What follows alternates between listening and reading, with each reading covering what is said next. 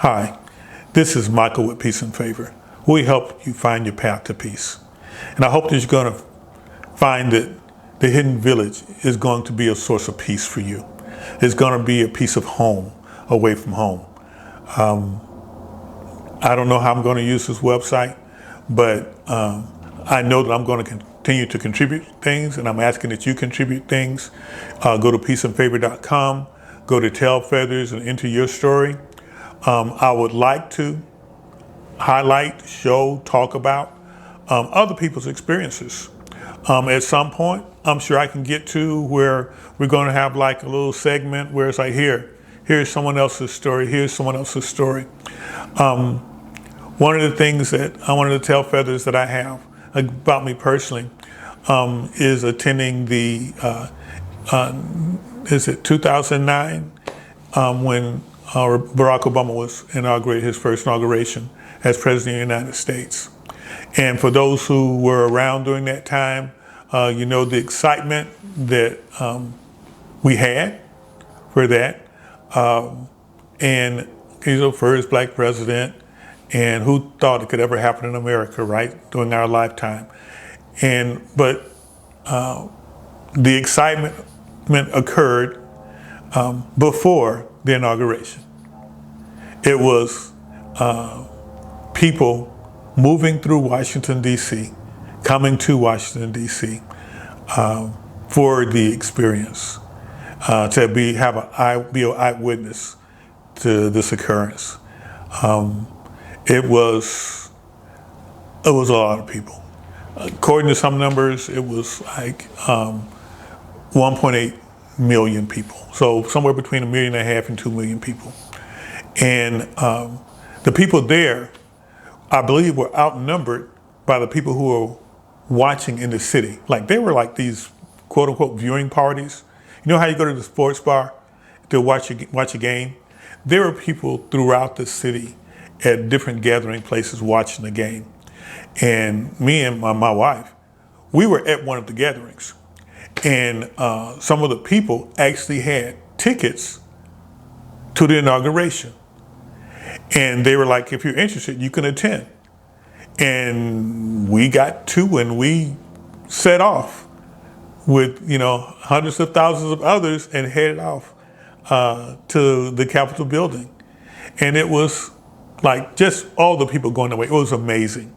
And, but going there, on the way there, we're walking down whatever street it was, and people are directing us, go this way, do that.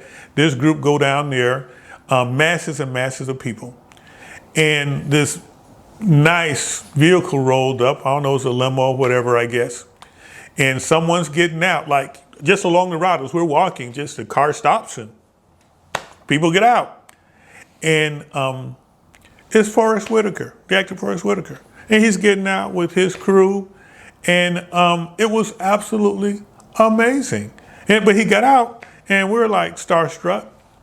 And he gets out and starts walking. And like anybody else. Anyway, I'm chatting with him because he was very friendly. And he's like, I'm excited like you are. I'm just as excited about what's going on. He says, and I didn't want to stand, be aloof from it. I wanted to be a part of it. And so he came down and got in, and he's walking through and being directed and redirected to go here just like all the rest of us. And I don't know how many miles we walked to get there because we took a very circuitous route to get to wherever we were going.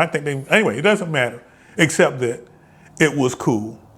And people were so excited. And so as we approached, you see thousands of people backed up. And they're sending us to this, they got different colors. You go to this section, you go to that section. And so everybody is like lined up, and just the logistics of it was ridiculous. But everybody was patient. What I didn't mention was, it was in the 20s as far as the temperatures. It was freezing. And the wind was, doing what wind does, hawk is out.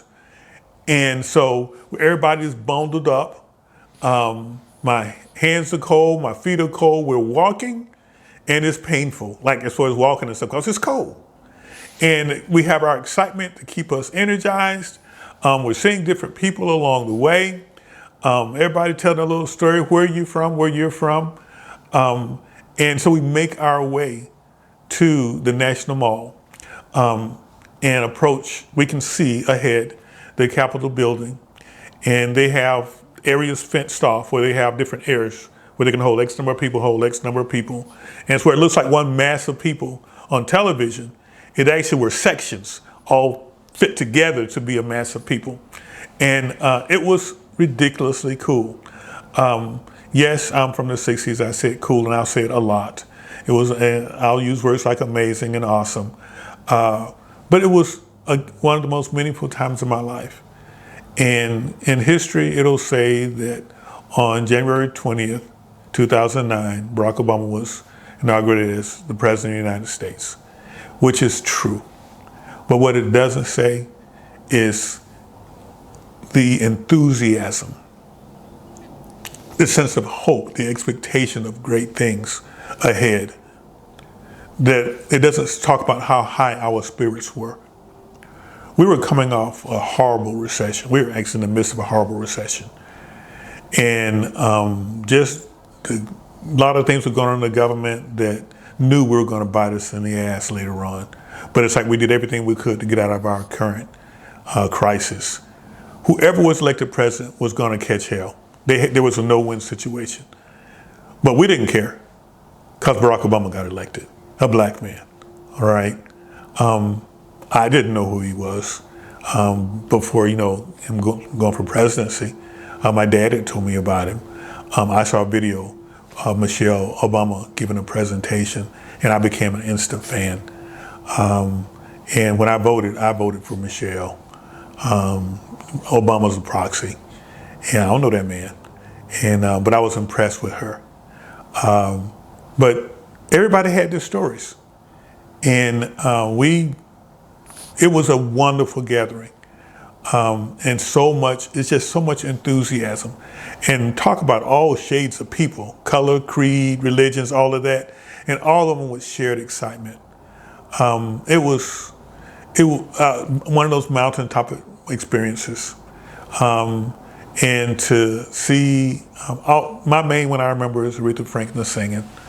All right, there are all kind of dignitaries and things there, but that when she sang, that was the ultimate to me, because that spirit that she projects, it matched what we were feeling, and so it was an amazing event, and that is another tail feather, where it's a tail that is a feather in my hat because I got a chance to participate in that. The cool part is my mother and father were there.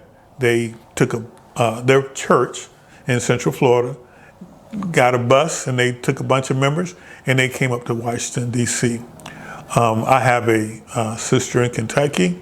She and her mom, they came over to see the inauguration as well. And so it felt good to know, even though I couldn't see them in the crowd, I knew they were there. So I wasn't there alone. I had my wife there with me, right there by me, but also I knew out there were other family members. Again, there were masses of people, so many people. And they looked like it was all people. I mean, black, white, Asian, and everything in between. It was amazing. Again, the spirit of it. Most positive thing you could ever. All the things that were shared were positive and uplifting, and it remind us that we are a country of hope, of freedom, and it's like who aspires for greatness, and it spoke to that. And as you can tell, all these years later, almost 20 years later, it's like I'm still excited from the experience. It's, again, one of those once-in-a-lifetime experiences. And if you don't know, if you haven't heard someone's personal experience of it, you wouldn't know how exciting it was. It would just be a line in a yearbook where you see so-and-so was president, he was 44th president. It's like, okay. It was amazing, absolutely amazing. And this is Michael with Peace and Favor, encouraging you to submit a tail feather.